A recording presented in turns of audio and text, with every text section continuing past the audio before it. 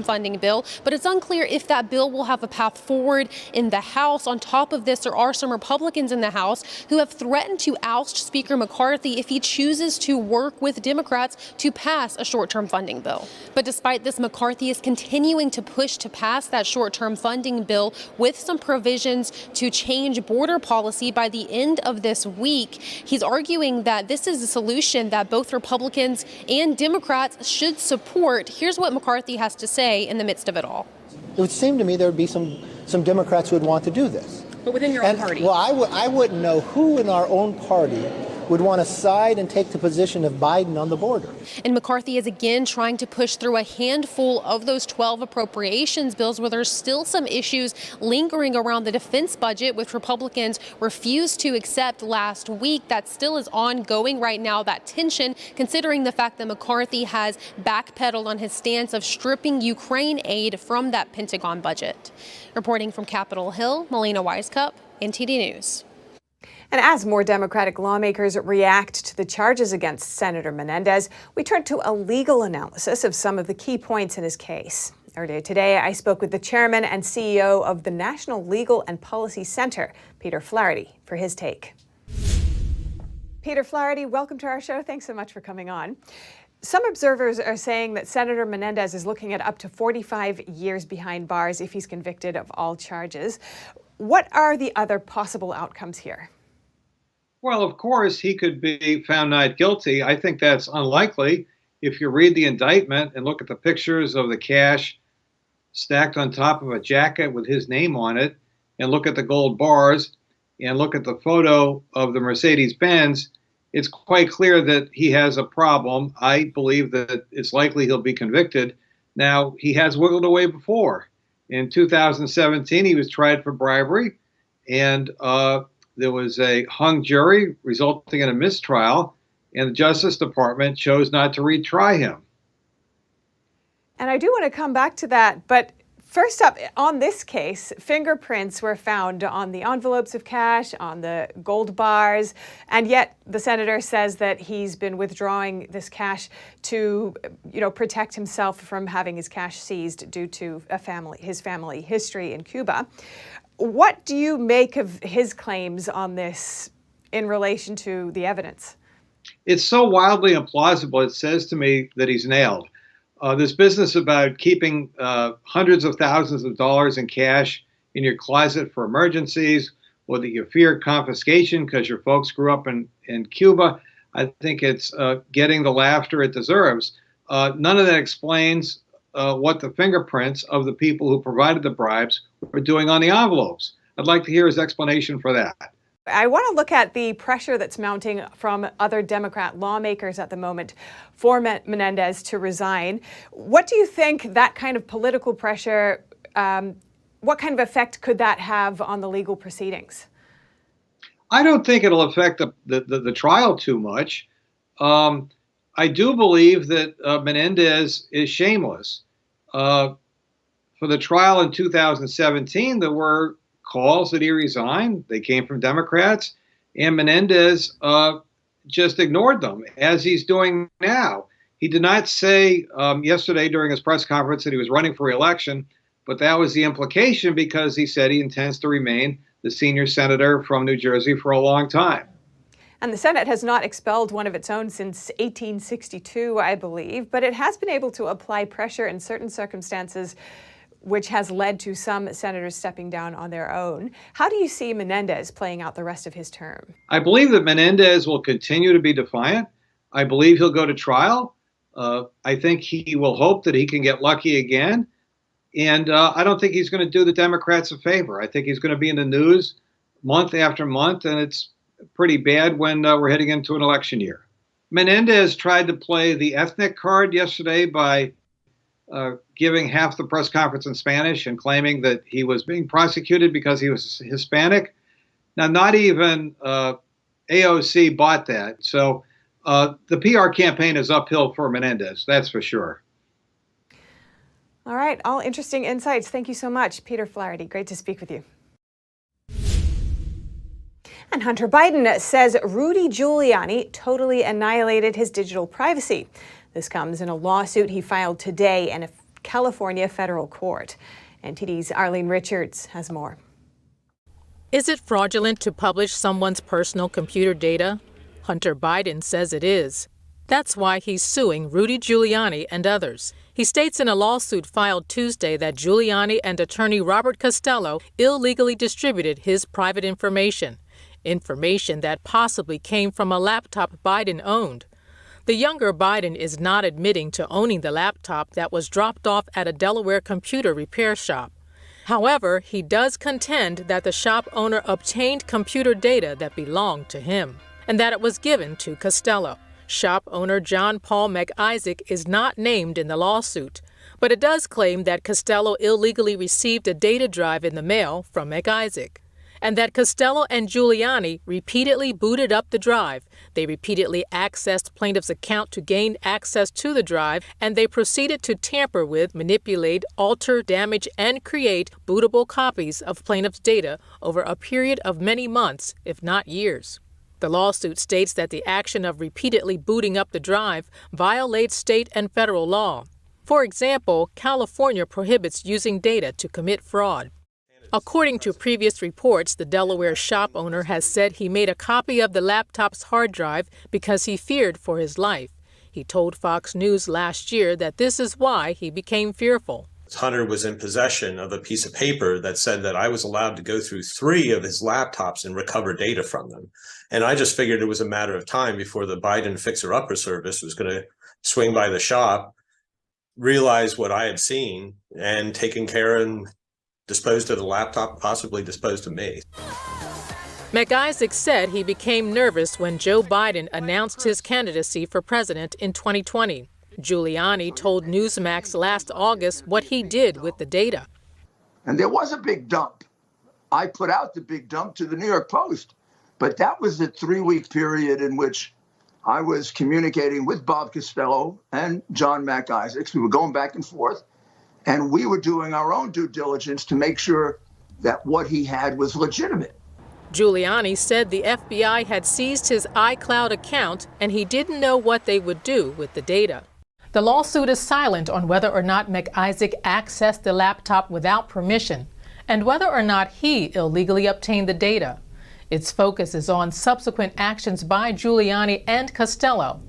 It will be up to Biden's attorneys to prove that Giuliani and Costello manipulated the data for fraudulent purposes or illegally accessed it. Yes, thanks, Arlene. Next, the Republican National Committee has announced the lineup for the second GOP debate, which is tomorrow. NTD's Daniel Monahan has more on which candidates made the cut. To qualify for the second debate, candidates needed at least 3% support in 2 national polls or 3% in 1 national poll, as well as 2 polls from 4 of the early voting states: Iowa, New Hampshire, Nevada, and South Carolina. The White House hopefuls also needed at least 50,000 unique donors, with at least 200 of those coming from 20 states or territories. Florida Governor Ron DeSantis, long seen as the top rival for Trump, will be on stage on Wednesday. DeSantis believes he is the candidate to take the battle to what he calls the radical left.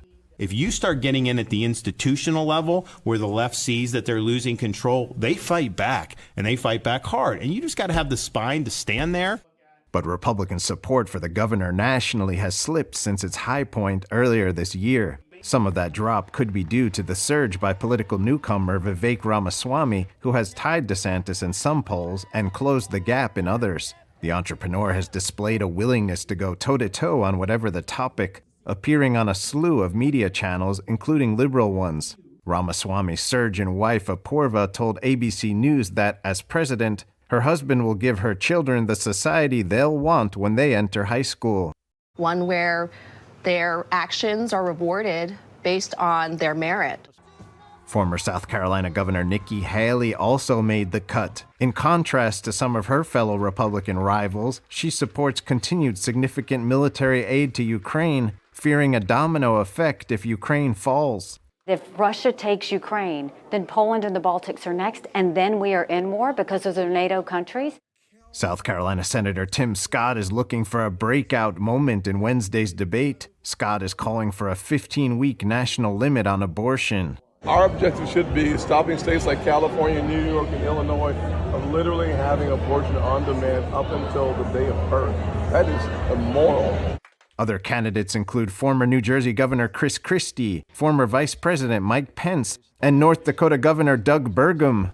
Burgum has been using his fortune to boost his donor total, giving away $20 Biden relief cards in exchange for $1 donations. A notable absent will be former Arkansas Governor Asa Hutchinson, who didn't qualify this time around. He'll be in Michigan on Wednesday holding a press conference his campaign describes as calling out Donald Trump's false promises. As for the former president Donald Trump, he'll be meeting with union workers in Michigan and will give a speech shortly before his rivals take the stage in California. Daniel Monahan, NTD News. NTD will have special coverage tomorrow night following the Republican debate. Join Tiffany Meyer from the Spin Room, where she'll be getting reactions from candidates and their surrogates. We'll be taking an in-depth look at what happened, who stood out, and what it all means to you, the voters. That's tomorrow night, starting at 11 p.m. Eastern Time. Next up, Elon Musk is offering his thoughts on COVID-19 vaccine mandates. This comes after European Union censors singled out social media platform X, calling it a top purveyor of disinformation on COVID-19. Now, in a series of posts on X, Musk said he received multiple COVID-19 vaccines so that he could travel amid pandemic restrictions. But after taking his third shot, he was nearly hospitalized. The ex-owner added that he's not against vaccines in principle, but that he opposes mandates forcing people to get the shot. He said, quote, "I would rather go to prison than fire good people who didn't want to be jabbed." Earlier today, Musk hit back at European Union censors who called X the platform with the largest ratio of mis- or disinformation posts. They warned Musk to toe the line of self-censorship or else. Musk reacted with a video highlighting waning vaccine effectiveness. He captioned it with a little wordplay. Have you heard disinformation? Up next, a court shuts down one of New York City's shelter programs for illegal immigrants. Find out why and how officials respond.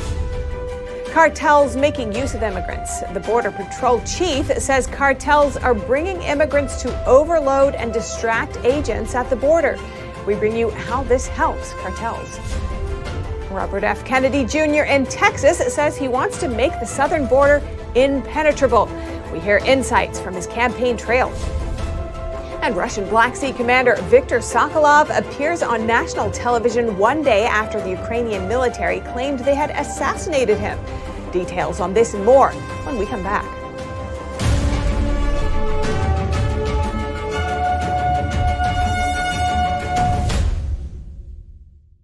Debating the future of America, Republicans campaign to take the stage and win over voters. Where will the people take the nation? And America must always stand for freedom, and when I'm your president, we will. We'll stand with our allies from Israel to Ukraine and stand up to our enemies in Iran and Russia. Watch our news analysis of the second GOP presidential debate. We're not teaching kids to hate our country or to hate each other. We will make America great again, greater than ever before. Let's go! Let's go! Live on Wednesday at 11 p.m. Eastern Time on NTD Television. My employees and I are excited to announce it's our 20th anniversary, and to celebrate, we're bringing you a limited edition MyPillow. The Giza Elegance MyPillow is made with the most amazing cotton, 2-inch pipe gusset, comes in 4 custom loft levels, and it's machine washable and dryable. When I got MyPillow, I'm asleep almost immediately. I stay asleep at night and I wake up more well-rested in the morning. My patented fill adjusts to your exact individual needs and helps keep your neck supported and aligned. That's why we've been around for 20 years, because MyPillow works. Go to MyPillow.com or call the number on your screen. Use your promo code to get your limited edition 20th anniversary MyPillow queen size. Retails for $69.98, now only $19.98. That's right, only $19.98. With my 60-day money-back guarantee, you have nothing to lose. Sleep well, America! This is it, the culmination of everything our young athlete has worked for these past months. He's filled with determination. You can see it in his face. Is today the day he overcomes? And here we go. There is no defense in the world that will keep him at bay. He's on fire. Nothing can stop him. Watch him as he heads towards the goal. Oh, he's blocked hard. But that doesn't stop him. He's a warrior. He's back up. His eyes are on the goal. He's set up for the shot. He shoots. Goal! Achieving goals like this is only possible with the monthly support of people just like you. Please call the number on your screen right now and give your monthly support to Shriners Hospitals for Children so other children can reach their goals too. If you give just $19 a month, only 63 cents a day, we will send you your very own Love to the Rescue blanket as a reminder of the love you're giving us. Because of monthly support of people like you, nothing is stopping me from achieving my goals. And here we go. There is no defense in the world that will keep him at bay. He's going left. Oh, he fakes right and continues. Look at those moves. He takes the shot. Goal!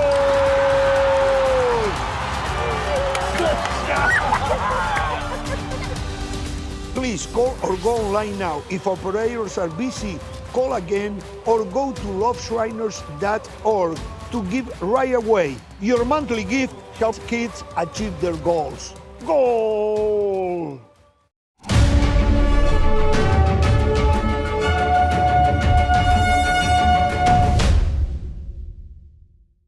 New York City is not allowed to shelter illegal immigrants at a shuttered private school on Staten Island. A judge ordered the program to stop today.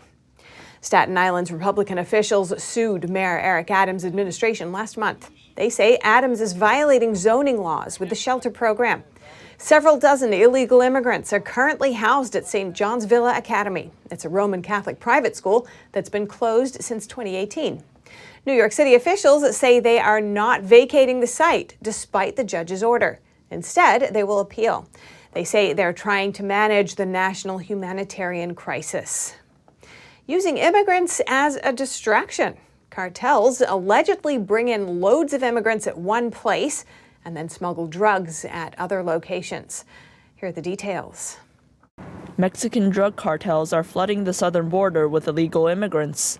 U.S. Border Patrol Chief Jason Owens says that's used in part as a distraction, so cartels can smuggle other things into the U.S. He told ABC one of those things is illicit fentanyl. In terms of flow and the threats that we're seeing with fentanyl and with the criminal organizations that are our adversary, it's about as bad as I've ever seen it. He said other things the cartels bring in this way are bulk cash, weapons, hardened criminals, gang members, and even convicted sexual predators. Mr. Owens also said that the primary focus of border agents should be to stop the smuggling of those things, but they're overwhelmed with tens of thousands of illegal immigrants flooding the border.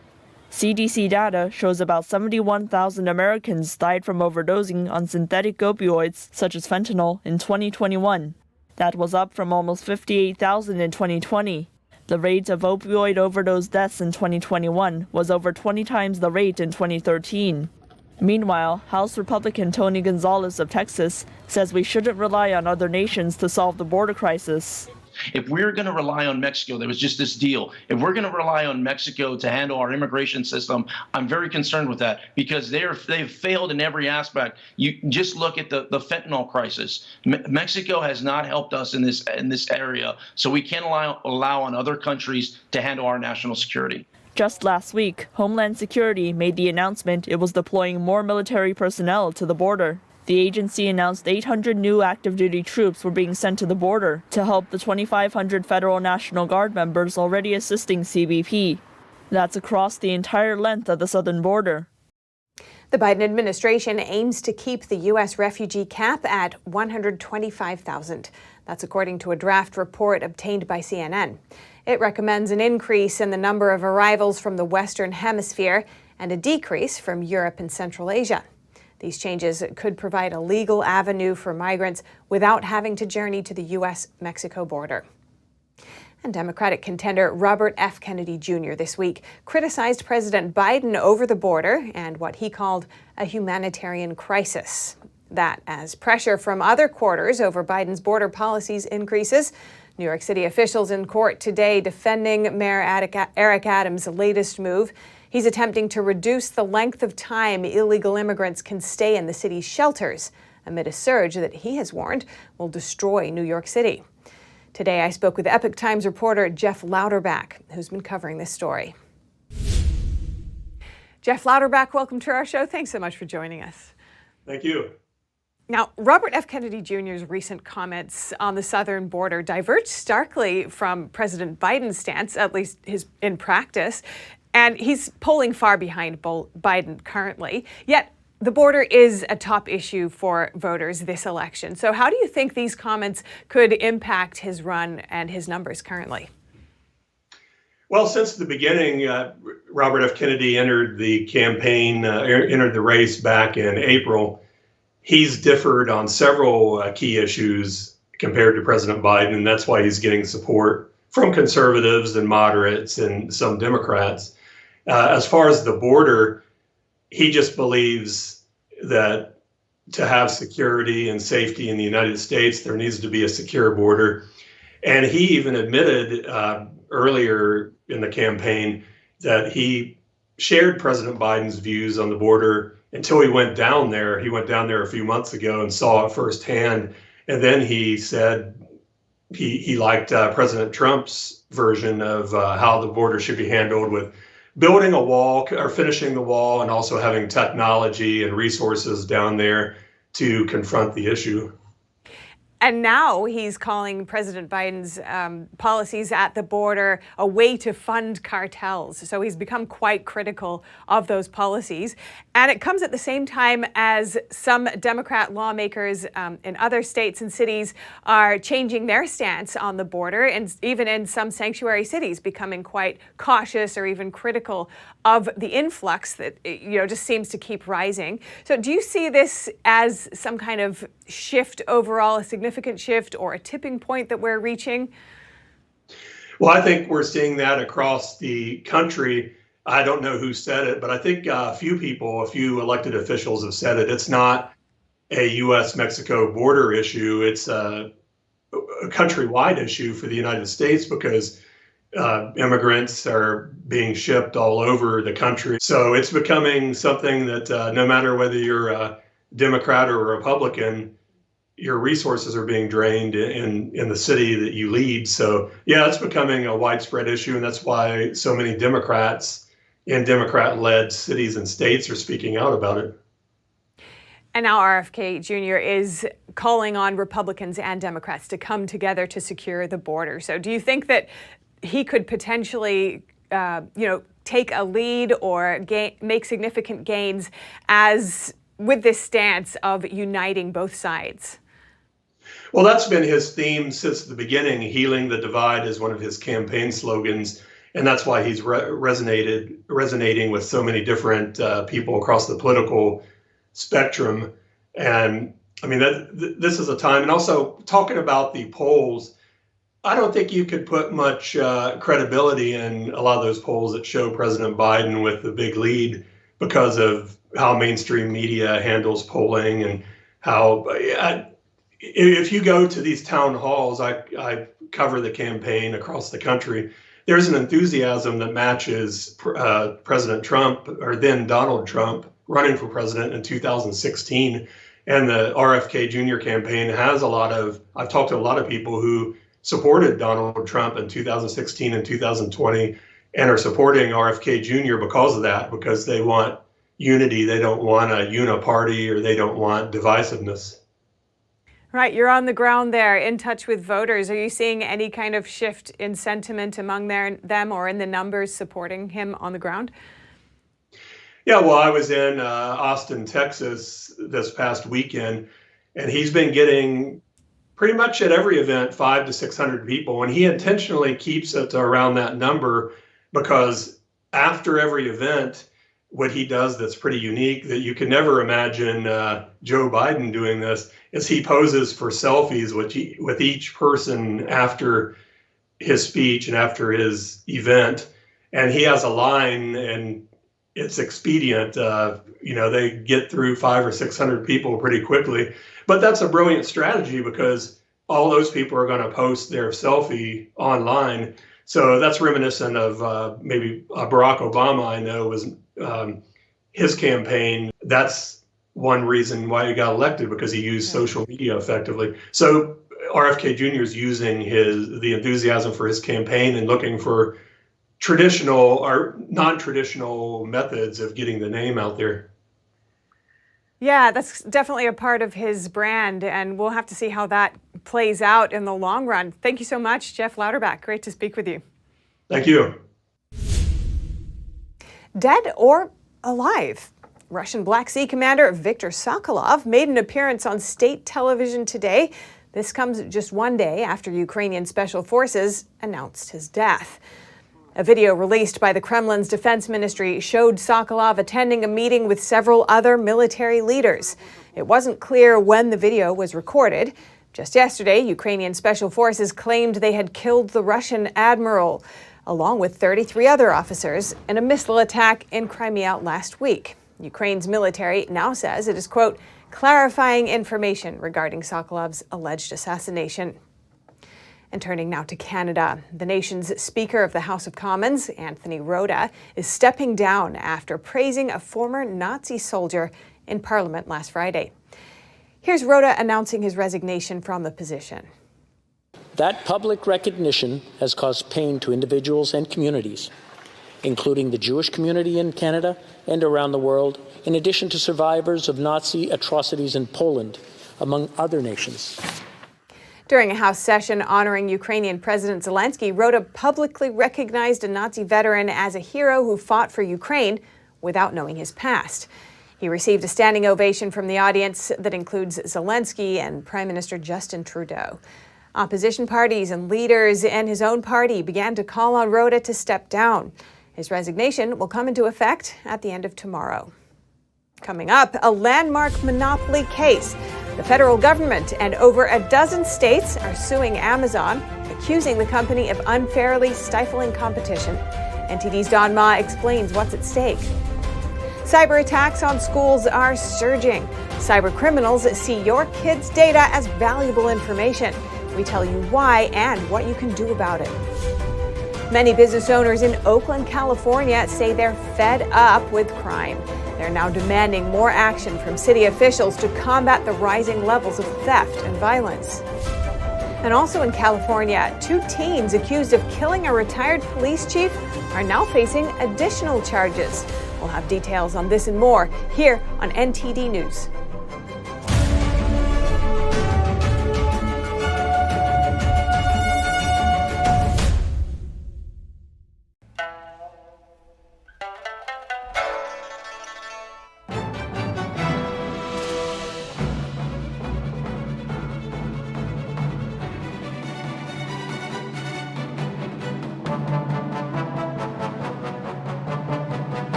Shenyun Symphony Orchestra, coming to Lincoln Center, David Geffen Hall, October 22nd. Tickets at shenyunsymphony.com.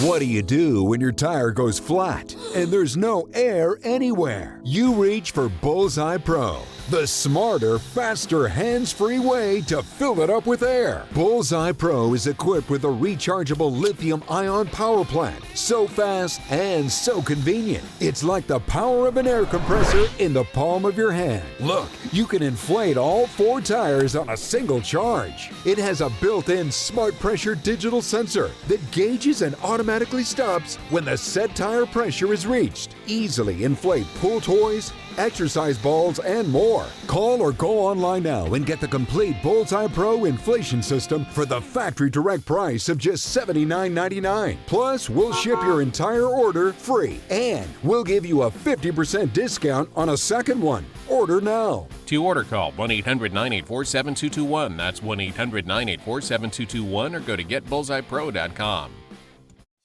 Does this look familiar? You probably think this is what owning hearing aids would be like. Let me tell you, there's a better way. The Atom by Audion Hearing. The all-new Audion Atom is the world's first wireless charging hearing aid under $100. The Atom comes with an easy-to-use wireless charging dock. Plus, the Atom has a 22% smaller design, so it's nearly invisible when worn in the ear. That's why we have over 250,000 happy customers. Each pair has a 45-day money-back guarantee, so there is zero risk in trying them.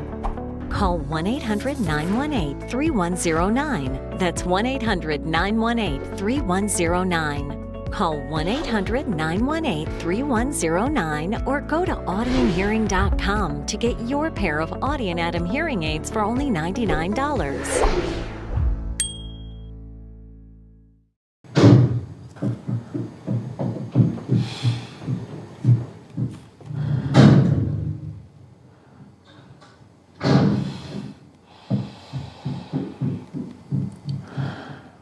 I love you!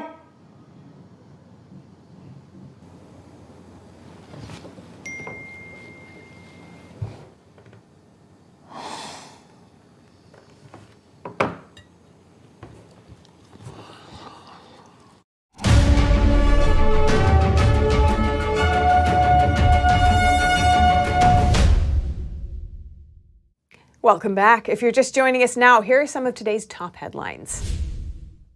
A judge ruled that Trump inflated the value of his assets to secure loans. This simplifies the path for New York AG Letitia James. The penalty will be determined in trial next Monday. President Biden joined a picket line with striking members of the United Auto Workers Union in Michigan. He's the first sitting U.S. president to join a strike. He told them they deserve higher pay. The Supreme Court ruled that a special master will have to redraw Alabama's congressional map. A lower court previously ruled that the map is unlawfully biased against black voters.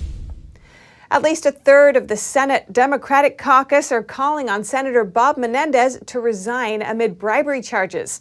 This comes as a possible government shutdown is just 5 days away. Hunter Biden sued former Trump lawyer Rudy Giuliani and another attorney. He alleges Giuliani breached his digital privacy without directly acknowledging that the infamous laptop was his. Another landmark monopoly case.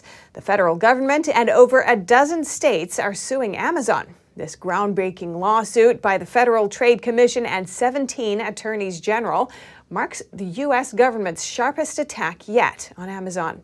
For more on this, I spoke with NTD Business's Don Ma. Don, great to have you on our show. Thanks for coming on. How's it going? Yeah, great to be here with you, Steph. Excellent. Now, I want to start with this Amazon case. What is going on here? What are the allegations? Yeah, sure, Steph. So the main thing here is accusations that Amazon actually unfairly stifled competition. So for example, the FTC, California, and District of Columbia Attorneys General have accused it of unfairly prohibiting merchants from offering lower prices at rivals. That's like Walmart, Target, and Costco. And there's also allegations that Amazon unfairly promotes its own platform and services, and this is at the expense of third-party sellers on Amazon. And it also ranks its own products in search results higher than those sold by third parties. And the FTC is also accusing Amazon of harming competition by requiring sellers on its platform to use Amazon's own logistics services. That's in order to get the best benefits. And the important thing here is that the agency is saying that because of Amazon's dominance in e-commerce, right, sellers have little option but to accept Amazon's terms. And it's saying that this is leading to things like higher prices for consumers and a worse consumer experience. And these are allegations similar to which Amazon has faced for years. Now, what's Amazon's response this time? Yeah, of course, Amazon denies those allegations. It says that the very things that the FTC is alleging are the exact things that are actually helping to increase competition and having increased product variety. These things are also lowering prices and helping with faster delivery speeds and more opportunity for businesses. So basically, Amazon is claiming that what the FTC is doing now would actually have the opposite effect, that it leads to fewer products to choose from, higher prices, slower deliveries for consumers, and reduced options for small businesses. So, Don, what are the stakes for Amazon in this case? Well, Steph, if Amazon loses, at this point in time, it's unclear what the measures will be imposed on the company. The monopoly cases could potentially take years to resolve, so we'll have to keep a lookout on that. The FTC said consumers and sellers would benefit if the agency is victorious in the case, but it's unknown what measures could ensure that, actually. But, I think at the extreme end of this, it could pave the way to breaking up the company. Personally, I would say this is unlikely, but still, the FTC is declining to say whether it will be seeking a breakup. Don, great to hear your thoughts. Thanks so much. Yeah, thank you, Steph. Cyber attacks on schools have seen dramatic increase, impacting children and their education. Why are criminals hacking our kids' data, and how do we protect it? NTD's Emma Shee has more.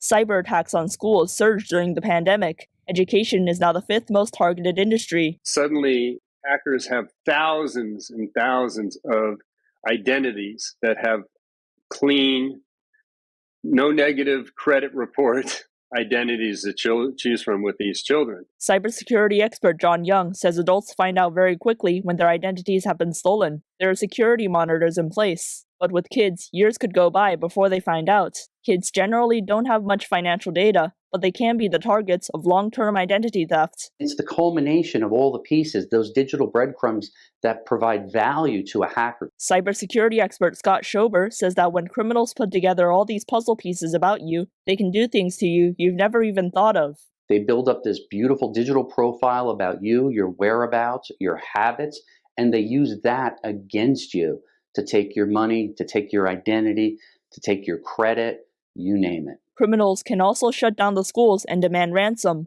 or they can steal data and won't give it back unless the school pays ransom. This happened with the LA Unified School District last year. Employee records are also valuable because they contain social security numbers. These can be a foundation for building a fake identity, which can then be used to buy things. Unfortunately, parents can't do much to protect their children's data. Everybody really is at the mercy of whoever the organization is and their IT and cybersecurity departments. Their cybersecurity defensive posture is what really drives everything. Cybersecurity expert John Young says there's no way for parents to see the cybersecurity status of their kids' data, because if this information were public, hackers could see it too. And wealthier parts of the country don't necessarily have stronger security. It depends primarily on the experience and expertise of the organization that manages the data. Emma Shee, NTD News. Target will be closing 9 stores in major cities on both coasts. The retail giant is citing violence and theft as the reasons. Target announced today it will shut down 1 store in New York City's Harlem neighborhood, 2 locations in Seattle, 3 stores in the San Francisco Oakland area, and 3 stores in Portland, Oregon. The stores will close by October 21st. The company said, quote, "We cannot continue operating these stores because theft and organized retail crime are threatening the safety of our team and guests and contributing to unsustainable business performance." And zooming in on Oakland, where more than 200 businesses have pledged to take part in a citywide strike protesting the spike in crime. It's an effort to send a strong message to City Hall. NTD's David Lamb has that story. I'm here in Oakland, and today many business owners went on strike to call for more police officers and support from the city in order to keep their businesses running and for the community to thrive. Business owners rallied in Oakland Tuesday morning to express their frustration with the city's growing theft and violent crime. Many say the current situation has forced small businesses to close their doors. People don't feel safe. Carl Chen, president of Oakland Chinatown's Chamber of Commerce, said he called for the strike to demand more action and resources from city leaders. We want to make sure that there will be direct resources supporting businesses, and definitely want to cut down the crime rates. And also we are asking for public safety measures from all different government levels, city, county, state, and federal governments. According to reports from Oakland police, the city has seen a 21% increase in violent crime between 2022 to 2023. On top of that, the city just missed out on millions in grants to help fight retail crime. State officials say the city missed the application deadline earlier this month. I want the federal agents and federal government to be at the same table, because they're the ones that provide you billions of dollars. But that's the irony, they're all sitting right there, and we can't seem to work together. The rally was held at Le Cheval, a 38-year-old Vietnamese restaurant that's closing at the end of this month due to increasing crime in the neighborhood. The strike lasted roughly 2 hours from 10 a.m. to noon and was symbolic. We just don't have enough police officers. Right now, Oakland has about 713 police officers. According to the FBI statistics, they should have a minimum of 1,000. They're coming in robbing, they get children to come in and do it. I don't really blame the police officers for not wanting to come to a situation where it's loaded with robbers, because it's a bloodbath. They don't have enough protection, enough help. The city and government are expected to meet next week to discuss a plan of action. The city of Oakland tells NTD in a statement that they're working to, quote, strengthen community safety, and in the coming weeks will disperse grants for community ambassadors, safety programs, and small business assistance. Reporting in Oakland, California, David Lamb, NTD News. And staying on the West Coast, the two teenagers accused of killing a former police chief in a hit and run have been given additional criminal charges. Both have been arrested and are being held as adults. NTD's Eileen Ang has the latest. Prosecutors filed additional criminal charges Monday against two teenagers for the alleged intentional hit and run that killed a cyclist on a Las Vegas road. Both suspects are being held as adults for the video recording of the killing. The teens, ages 18 and 16, are due in court on Tuesday following what police say were at least 3 hit-and-run incidents the morning of August 14th. This included the apparently intentional crash that killed 64-year-old cyclist Andreas or Andy Probst. Probst retired in 2009 as police chief in the Los Angeles area city of Bell. 2 juveniles joyriding in a car intentionally hitting and killing an innocent man who was riding a bicycle and leaving him for dead along the side of a road. Clark County District Attorney Steve Wolfson said he filed 5 felony and 2 misdemeanor charges against the 18-year-old, including attempted murder, battery with a weapon, leaving the scene of a crash, and possession of a stolen vehicle. He was 17 when he was arrested last month. A battery with a weapon charge was added to the murder and attempted murder counts against the 16-year-old. Probst's daughter also spoke at the press conference last week. We are devastated by the senseless murder of Andy. Andy's life was robbed by 2 individuals who did not believe that lives of others matter. We believe that Andy's murder is a direct result of society's decayed family values and the strong effects that social media has on our youth. We as a family in no way feel that Andy's murder was based on race or profession. It was a random act of violence. We ask you to not politicize or use Andy's murder to fuel political agendas or to create cultural wars. The teens cannot face the death penalty. Under Nevada law, if they are convicted in adult court of murder committed before they were 18, the most severe sentence they can receive is 20 years to life in state prison. According to police, the teenagers were in a stolen Hyundai sedan that first struck a 72-year-old bicyclist, drove away, crashed into a Toyota Corolla, and then drove away before striking Probst. The video, shot from the front passenger seat, recorded the teens talking and laughing as the vehicle steers toward Probst and hits the bicycle from behind. Probst's body slams onto the hood and windshield before a final image shows him on the ground next to the curb. The 18-year-old was arrested that day. The 16-year-old was arrested last week after police said they became aware of the video circulating at a high school and announced their search for the person who recorded it. Horrifying news there. Our hearts go out to the families of those affected. Coming up in the NFL, Travis Kelce's jersey is suddenly one of the hottest in the league. Does Taylor Swift get the credit? Find out after the break.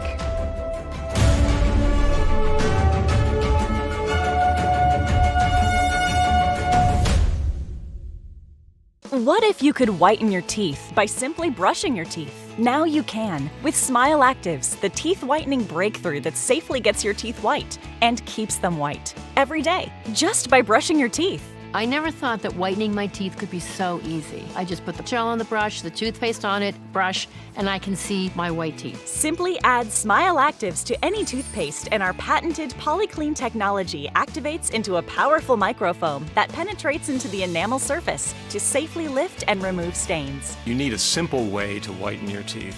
Without strips, without trays, without going to the dentist. And it was about time that a product was developed that you would be able to do that with just brushing. And now, Smile Actives is even better with new Pro Whitening Gel with 33% greater whitening power, clinically shown to whiten teeth faster, up to 8 shades. 100% of users saw whiter teeth. On food stains, coffee and wine stains, even on veneers, crowns, and dentures. I eat the blueberries, I drink the coffee, and I know that Smile Actives will keep my teeth white every day. If you could use something so easy like Smile Actives to take yellow teeth to white teeth, why wouldn't you? Why spend hundreds of dollars for whitening treatments at the dentist when now you can whiten your teeth with new Smile Actives Pro Whitening Gel every time you brush your teeth? Call or go to smileactives.com and for a limited time get new Pro Whitening Gel for just $24.95. Order in the next 5 minutes and buy one get one absolutely free for just $24.95. That's 2 for 1 and save 58%. We'll even include free shipping. Get your teeth whiter guaranteed or return it within 60 days for your money back. I smile every day now. The difference is literally night and day. So now I'm always smiling, always choosing, because now my teeth are much whiter. This offer is not available in stores, so call or click now before the special buy one get one free offer goes away.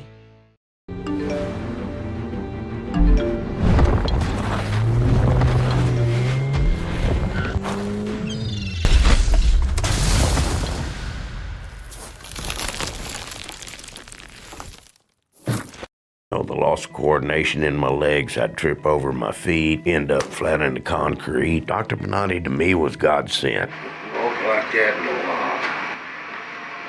I don't remember how long. I didn't have to make a massive lifestyle change. I noticed today that I could sit and stand up without a cane. I would have to give it excellent and above my expectations. Visit AskBenatti.com.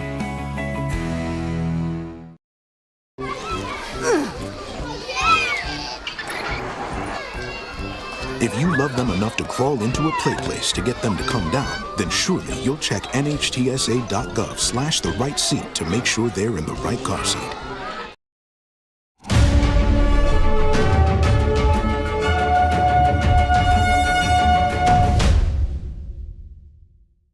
And now for your sports news. Here's NTD's Dave Martin with a look at the fallout from Aaron Rodgers' injury.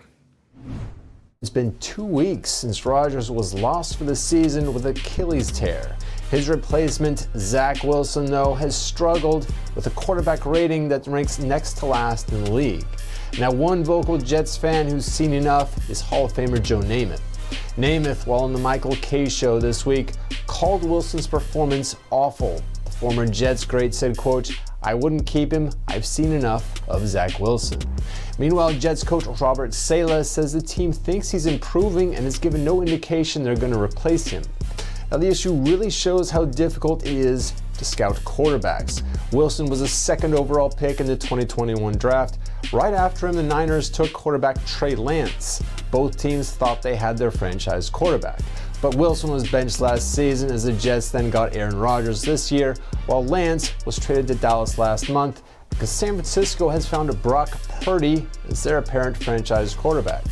Purdy, though, who ranks second in quarterback rating, amazingly was the last overall pick of the 2022 draft out of more than 250 players. Elsewhere in the league is Taylor Swift enriching Kansas City tight end Travis Kelce. Certainly looks like it. Kelce's jersey sales spiked Sunday by nearly 400%, not coincidentally the same day Swift showed up to root him on in a stadium suite with his mom. According to fan merchandise company Fanatics, Kelce's jersey was a top 5 seller on Sunday. The 4-time All-Pro didn't disappoint, catching 7 passes for 69 yards and a touchdown in the Chiefs' win over Chicago. And for your sports viewing schedule tonight, 15 games are on, but none are bigger than a Mariners-Astros matchup, with both teams needing a win as they battle for the final wild card spot in the American League. And that's it for your sports news today. And that's all for today's news. Thanks for tuning in. I'm Stephanie Cox. Good night.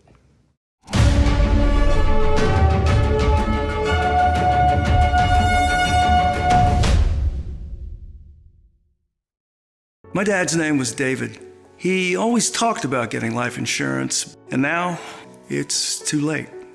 No one was expecting my husband Dave to suffer from a heart attack. We didn't have life insurance. We thought we had more time. Don't be Dave, and don't wait until it's too late to get the life insurance coverage you need. And if you don't have enough insurance to cover funeral costs, credit card debt, and other expenses, your family